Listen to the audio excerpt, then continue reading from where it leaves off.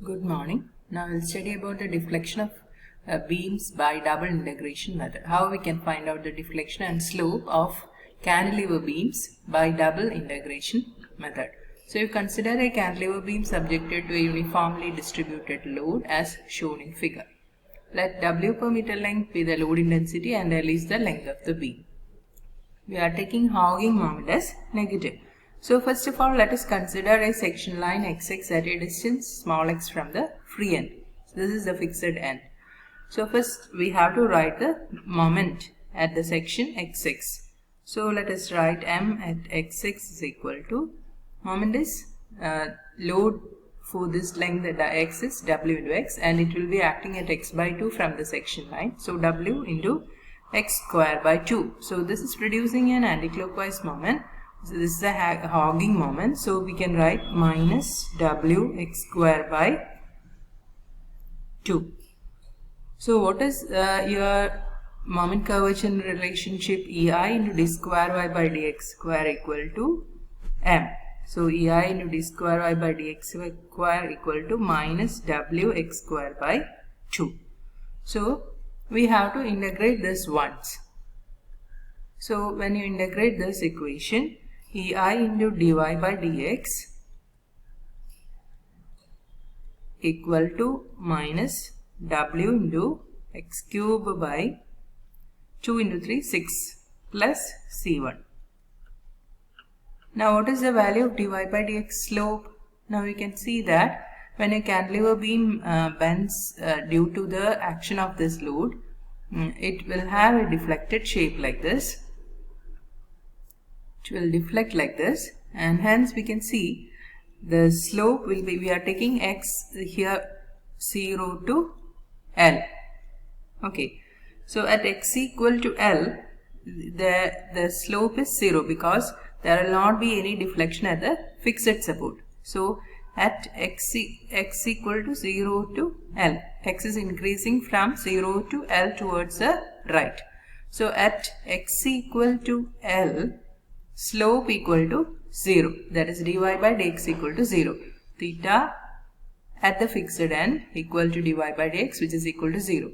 Now at the fixed end there is no deflection. At the fixed end there is no slope or deflection. This is a straight line, the beam will remain straight, so we can say the slope equal to 0 at x equal to L. Now we can write here 0 is equal to minus W into at x equal to L. So WL cube by 6 plus C1. So we can write from this equation C1 is equal to WL cube divided by 6. Okay. Now we can write the equation for EY. E into we can write here, rewrite the equation as EI into dy by dx equal to minus Wx cube divided by 6. Now this here you have a C1, constant of integration, plus WL cube by 6, because you have got C1 as WL cube by 6. Now we can integrate this again. Integrating this equation again, you will get EI into y is equal to minus Wx raised to 4 by 4 into 6 is 24 plus WL cube by 6x plus C2. Now here also we have to find out what is the value of C2. Now you have the condition that whenever a cantilever beam bends like this, we can see we are taking x from 0 to L. Okay, at x equal to 0 we can, at x equal to L we can see that there is no deflection. There is no deflection because the deflected shape is like this. At the fixed support there will not be any slope or deflection. So at x equal to L, y equal to 0. Now we can substitute this in this equation. 0 is equal to minus WL raised to 4 by 24 plus WL cube by 6 into x equal to L plus C2. So we will get C2 is equal to minus WL raised to 4 divided by 6 plus W L raised to 4 by 24. So this becomes minus W L raised to 4 divided by 8. Okay. So we can rewrite the equation for y. So substituting in this equation to equation number 2, you will get EI into y equal to minus W x raised to 4 by 24 plus W L cube by 6 into x minus value of C2 is W L raised to 4 by 8. Okay. Now you have got the equation for dy by dx as EI into dy by dx equal to minus W x cube by 6 plus W L cube by 6. Now we can find out what is the value at x equal to 0 using this equation. That is the maximum slope and deflection at the free end. Now we can see that in a cantilever beam, the slope and deflection will be maximum at the free end because it bends like this. It will be maximum slope and deflection is maximum at the free end. Y max at the free end and also theta max at the free end. So we have to find out what is this maximum value of y and maximum value of theta. So we can write that at the free end,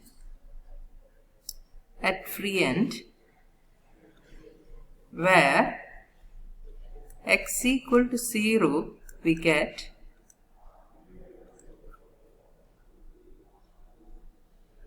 dy by dx equal to W L cube divided by 6 EI. When we substitute here x equal to 0, you will get, when you substitute in this equation x equal to 0, you will get dy by dx equal to W L cube by 6 EI. In the same way, we can find out what is the value of y. Substituting in this equation for y, at x equal to 0, at free end, where x equal to 0, we get y equal to minus W L raised to 4 divided by 8 EI. So this is the maximum slope and deflection for a cantilever beam subjected to uniformly distributed load. You have got this equation by substituting in this equation with y. Okay. So you have got this as minus. That means this is y is equal to W L raised to 4 by 8 EI downwards. Downwards because we have taken positive y upwards. Okay. Now we can find out what is the maximum slope and deflection for a cantilever beam subjected to uniformly load varying linearly from 0 at free end to W per unit length at the fixed end. For that, you consider a cantilever beam like this. It is subjected to a uniformly varying load with 0 at the free end to the maximum value W per unit length at the fixed end.